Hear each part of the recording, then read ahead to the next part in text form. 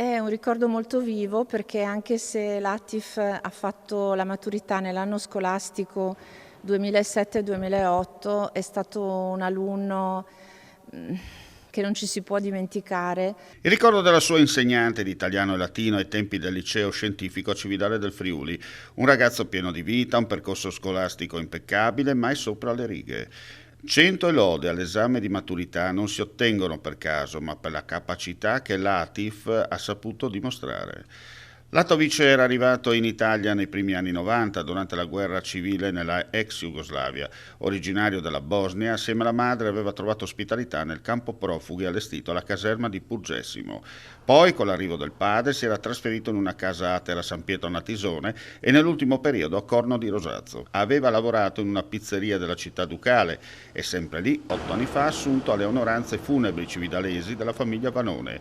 I titolari, colpiti dalla tragedia, da subito si erano legati all'Atif. Per loro era come un figlio, un bravo ragazzo, lavoratore, stimato e ben voluto da tutti per la sua semplicità con cui sapeva essere dentro e fuori.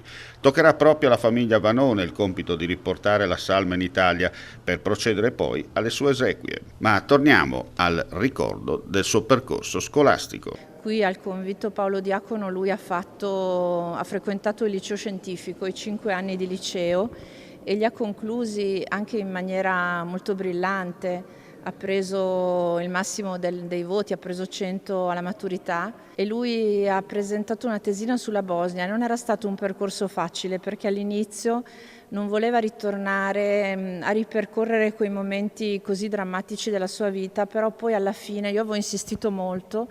Mi aveva molto ringraziato di questo perché era servito anche a lui per riscoprire la sua terra, le sue origini, la storia del suo paese, che lui, come tutti gli adolescenti o come tutti i giovani, in qualche modo aveva anche in parte rifiutato nel tentativo proprio di costruirsi una vita del tutto nuova qui in Italia.